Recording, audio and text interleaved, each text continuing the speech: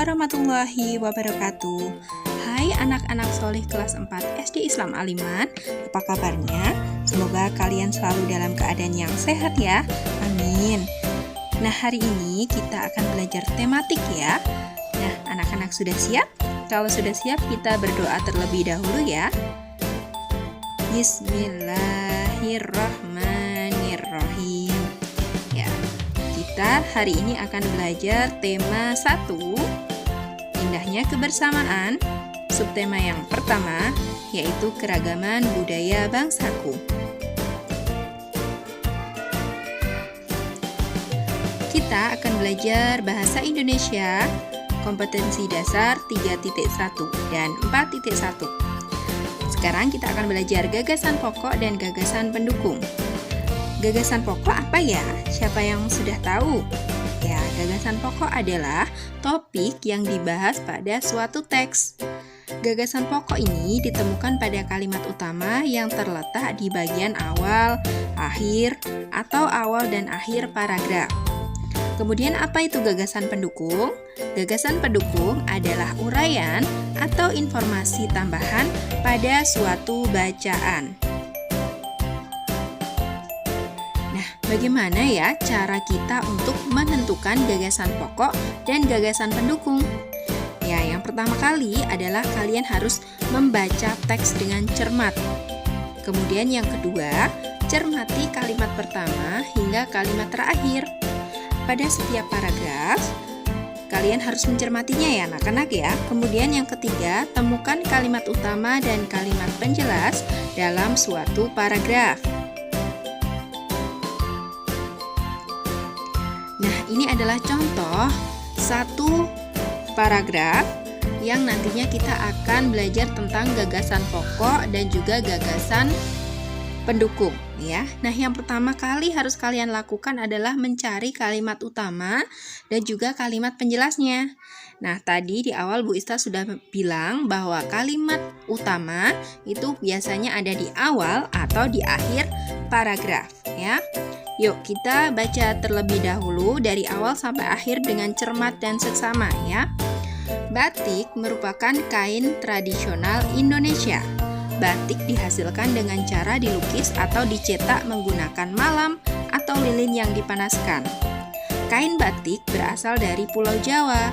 Seiring berkembangnya waktu, batik tidak hanya ada di Pulau Jawa. Beberapa daerah di luar Pulau Jawa itu juga menggunakan batik sebagai pakaian tradisional, misalnya batik Bali. Nah, anak-anak, coba kalian cermati di situ. Kalimat utamanya ada di mana ya kira-kira? Ya, ini ya ada di awal kalimat. Maaf, ada di awal paragraf ya. Bu Ista sudah memberikan warna orange ya. Ini adalah kalimat utama ya. Kemudian kalimat penjelasnya itu adalah yang berwarna putih ini anak-anak. Nah, batik merupakan kain tradisional Indonesia, itu yang utama. Oh, kain batik itu adalah kain tradisional ya. Kenapa? Karena batik dihasilkan dengan cara dilukis atau dicetak menggunakan malam atau lilin yang dipanaskan. Nah, di situ tadi dijelaskan bahwa kenapa disebut kain tradisional? Oh, karena dicetak menggunakan malam ya. Kemudian dijelaskan lagi berikutnya, kain ini tadi berasal dari Pulau Jawa. Kemudian dijelaskan kembali ada di pulau lainnya juga. Jadi sebarannya itu banyak ya. Ternyata di sini ada batik Bali juga. Nah, di situ kita sudah bisa melihat bahwa kalimat utamanya tadi adalah yang berwarna orange dan yang kalimat penjelasnya adalah yang berwarna putih ya. Kemudian yang selanjutnya, gagasan pokoknya apa ya dari kalimat satu paragraf itu ya. Jadi gagasan pokoknya adalah apa yang dibicarakan di situ tadi anak-anak? Ya, batik. Batik itu apa ya? Oh, batik itu merupakan kain asli dari Indonesia. Itu adalah gagasan pokoknya. Kemudian gagasan pendukungnya, ya itu tadi Bu Ista jelaskan cara membuat kain batik. Ya, kenapa disebut kain tradisional? Karena caranya adalah dengan lilin dipanaskan. Kemudian tempat asalnya mana tadi? Dari Pulau Jawa. Kemudian selain di Pulau Jawa, apakah ada lagi yang lainnya? Ada. Tadi ternyata ada dari Bali juga ya. Nah, itu adalah gagasan pendukungnya. Anak-anak sudah paham ya sampai di sini ya. Baik, selanjutnya adalah kita akan membedakan gagasan pokok dan gagasan pendukung ya. Gagasan pokok adalah topik yang dibahas pada suatu teks. Tadi topiknya adalah apa anak-anak? Kain batik adalah berasal kain batik asli dari Indonesia ya. Kemudian itu intinya itu tadi yang kita baca dari satu paragraf tentang batik itu ya. Nah, uraian atau informasi tambahan pada suatu teks itu tadi disebut dengan gagasan pendukung ya. Gagasan pendukung itu adalah penjabaran dari gagasan pokok. Gagasan pokok dan gagasan pendukung itu dapat disajikan jadi peta pikiran anak-anak ya. Nah, peta pikiran itu apa toh Bu Ista? Ya, peta pikiran itu cara menuangkan informasi yang diperoleh ke dalam bentuk diagram ya. Peta pikiran itu memudahkan kita untuk mengingat isi dan informasi ya. Isinya apa dari satu paragraf itu, informasinya apa begitu ya. Nah, gagasan pokok dan gagasan pendukung ini dapat ditemukan dengan cara membaca dalam hati ya. Kalau tadi Bu Ista tidak bisa membaca dalam hati karena Bu Ista harus memaparkan ya.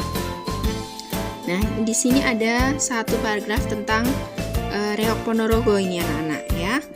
Yuk kita baca dengan seksama ya. Reok Ponorogo merupakan kebudayaan yang berasal dari Jawa Timur. Pertunjukan reok ditampilkan dalam bentuk topeng berbentuk kepala singa yang dikenal sebagai singa barong. Reok Ponorogo menceritakan tentang Raja Ponorogo yang berniat melamar Putri Kediri. Nah, di sini Bu Ista ingin membuat peta pikirannya ya.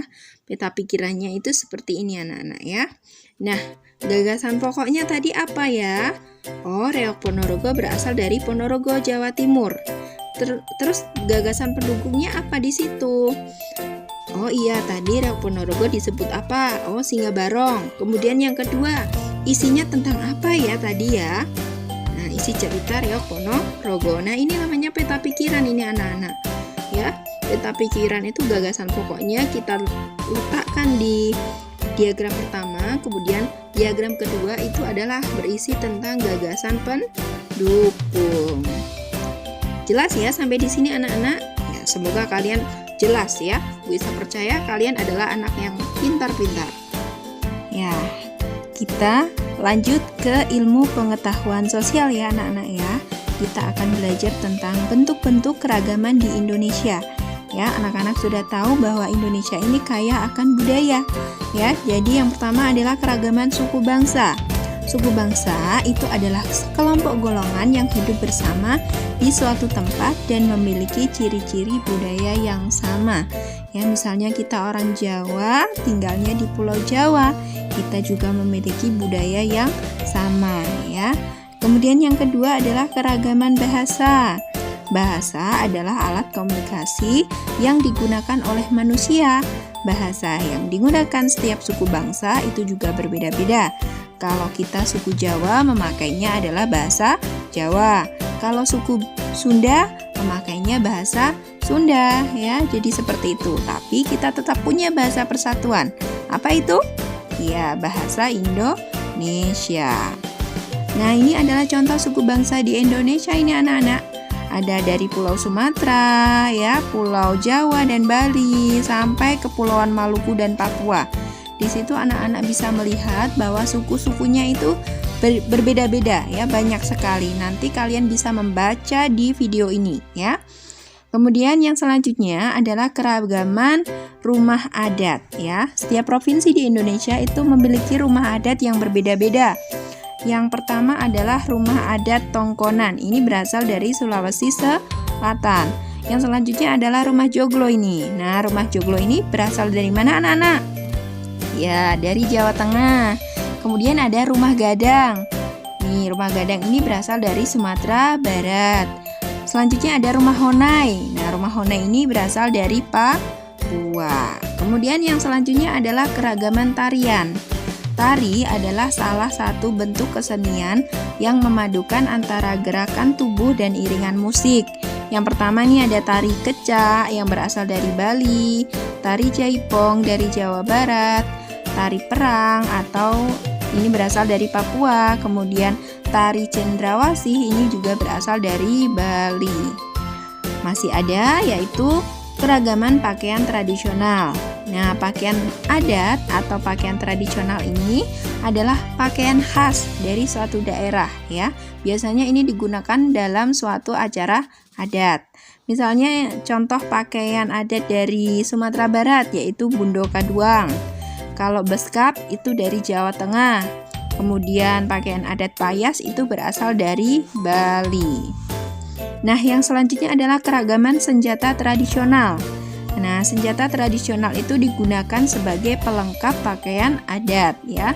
Anak-anak kalau melihat saat ada pernikahan itu ada laki-laki yang memakai baju adat itu pasti di belakangnya itu ada kerisnya. Nah, itu adalah senjata tradisional itu anak-anak ya. Nah, ini contohnya nih, ada rencong itu dari Aceh. Kemudian ada keris itu berasal dari Jawa. Ada tombak trisula itu berasal dari Sumatera Selatan. Yang selanjutnya adalah keragaman alat musik tradisional. Setiap provinsi itu punya alat musik yang berbeda-beda ya, alat musik tradisional ya. Nah, contohnya ini adalah ada tambo yang berasal dari Aceh, angklung itu berasal dari Jawa Barat, dan tifa itu berasal dari Papua. Anak-anak nanti bisa searching di Google bentuk-bentuk alat musik tradisional dari berbagai daerah ya. Nah, keragaman sosial dan budaya yang ada di daerah tempat tinggal itu pastinya berbeda-beda ya. Nah, kalau kita tinggal di Pulau Jawa, maka keragaman budayanya itu pasti budaya Jawa ya anak-anak ya. Hampir semuanya sama ya, meskipun di desa dan kotanya itu berbeda tempatnya, tapi biasanya dalam satu suku Jawa ini masih ada persamaan ya. Nah, tadi itu suku itu merupakan sekelompok manusia yang memiliki latar belakang budaya yang sama. Nah, suku bangsa yang tersebar di seluruh provinsi memiliki ciri khas masing-masing ya. Contohnya di sini ada gambar laki-laki Bali ini anak-anak. Dia membawa sasajen ya di situ ya. Kemudian dia juga memakai ikat kepala. Nah, karena apa? Dia sedang sembahyang, maka dia memakai udeng atau ikat kepala. Kemudian di sini nih, ini ada ondel-ondel. Dari mana anak-anak biasanya? Ya, ini dari Betawi ya. Kemudian yang ini. Nah, ini adalah dari Papua ini anak-anak. Dia menghias wajah mereka itu ketika akan melaksanakan acara adat ya. Nah, kita akan belajar SBDP ya kali ini ya. Ini adalah dasar-dasar gerakan tari ya. Salah satu unsur utama dalam tari itu adalah gerakan tubuh ya. Tubuh kita harus bergerak ya. Gerakan tubuh ini gunanya untuk apa? Fungsinya adalah untuk mengekspresikan suasana atau tema dalam tari tersebut. Misalnya ketika ada penyambutan, misalnya ya, mau ada tamu, maka mereka menggerakkan tubuh mereka atau menarikan tubuh mereka itu sesuai dengan temanya. Temanya adalah penyambutan tamu. Gitu ya, itu contohnya ya. Nah, ini adalah gerakan dasar dalam tari. Ini ada gerakan 1 dan gerakan kedua. Anak-anak bisa melihat di situ ya. Penari itu berjalan berdampingan dengan kedua tangan melentik di samping badan. Ya. Kemudian bergerak ke kiri dan ke kanan. Kemudian tangannya ada di samping badan ya, harus dilentikkan ya. Lalu berjalan ke tengah panggung menghadap depan. Kemudian selanjutnya adalah gerakan yang ketiga dan keempat. Nah, ini penari itu berputar-putar ya dengan arah yang berlawanan. Tangan kanan itu ada di bahu dan tangan kiri direntangkan di samping. Selanjutnya ada gerakan yang kelima. Ini gerakan kelima itu sama, tangannya ada yang dilentikan itu ya. Mereka saling berhadapan ini dan berjalan di tempat ya. Kemudian ada kedua tangan diletakkan di bahu. Kemudian gerakan yang keenam. Nih, mereka membawa sampur ya atau selendang. Penari bergerak secara bersamaan, kedua tangan memegang ujung selendang dan diangkat ke atas ya. Kemudian selanjutnya adalah gerakan yang terakhir atau yang ketujuh. Semua penari berjalan beriringan keluar panggung ya. Kedua tangannya tetap memegang ujung selendang atau sampur. Anak, kita sudah belajar 3 mata pelajaran. Ini masih ada IPA dan juga PPKN. Kalian harus tetap semangat ya. Baik, kita belajar ilmu pengetahuan alam. Cara menghasilkan bunyi. Bunyi yang dihasilkan itu berasal dari benda yang bergetar. Contohnya adalah alat musik ya. Di sini ada alat musik yang dipukul, ditiup, digesek, dipetik dan juga diketarkan. Perambatan bunyi ya. Anak-anak, bunyi yang kita dengar sampai di telinga kita itu melalui media ya. Jadi bunyi itu kenapa bisa sampai di telinga kita? Karena ada medianya.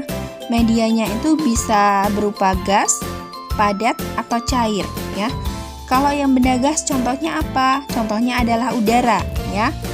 Kalau benda yang padat apa contohnya? Yang benda padat misalnya ya bisa dari dinding, bisa dari benang ya. Kemudian kalau dari benda cair, nah, bisa dengan air. Tapi bunyi itu tidak dapat merambat di ruang hampa karena tidak memiliki media yang dapat merambat bunyi ya. Ruang hampa itu apa Bu Ista? Ruang hampa itu ruang yang tidak ada udaranya sama sekali dan tidak ada partikel-partikel lain sama sekali. Jadi benar-benar kosong ya, sehingga tidak bisa merambatkan bunyi ya. Nah, selanjutnya Bu Ista punya contoh bunyi merambat melalui benda gas ini ya.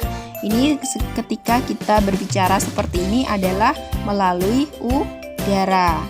Kemudian yang kedua, ini Bu Ista juga contoh telepon-teleponan sederhana.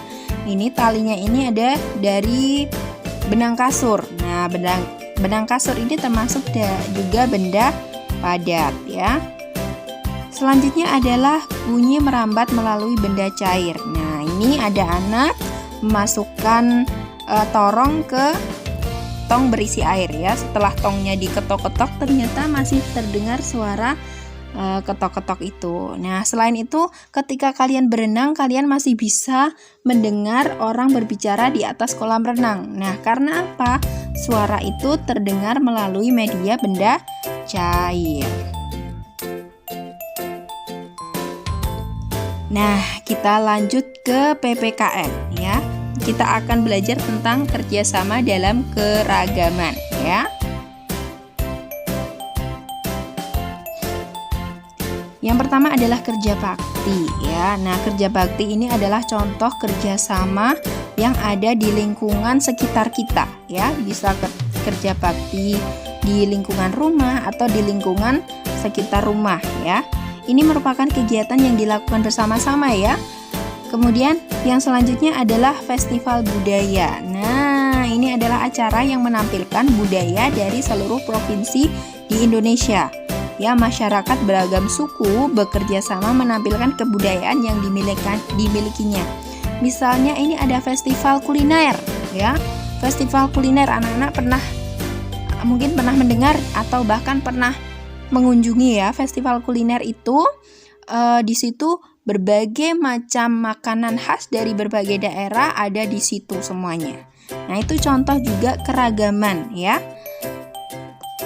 Nah, di sini Bu Ista bisa menampilkan gambar berbagai macam suku bangsa ya yang memakai pakaian adat tradisional mereka. Nah, dari perbedaan mereka ini kita harus bersatu ya anak-anak ya. Bangsa Indonesia itu memiliki keragaman suku bangsa, bahasa, sosial, dan budaya.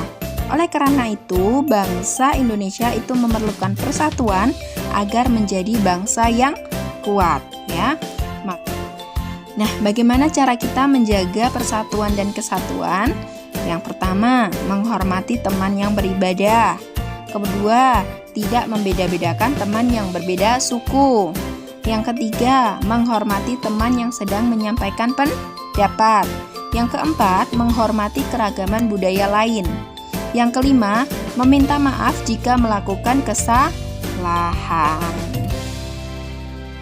Alhamdulillahirabbil alamin. Kita sudah belajar banyak hari ini. Kita sudah belajar bahasa Indonesia tentang gagasan pokok dan gagasan pendukung. Kita sudah belajar ilmu pengetahuan sosial tentang keragaman di Indonesia.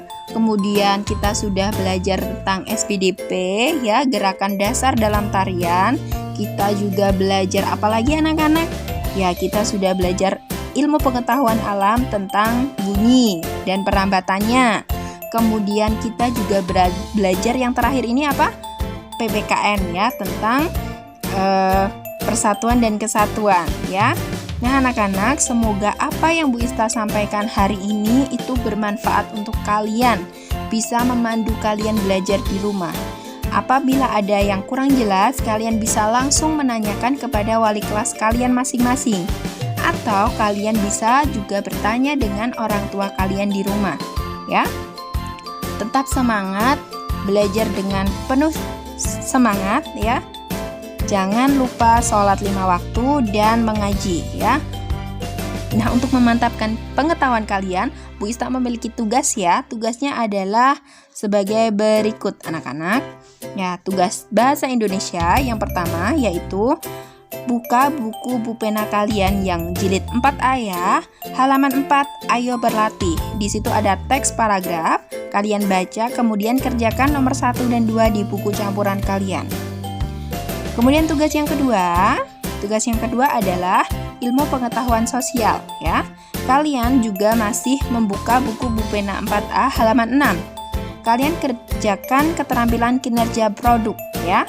Kalian salin tabel yang ada pada buku pulpena di buku campuran kalian, kemudian cari informasi tentang keragaman budaya, ya.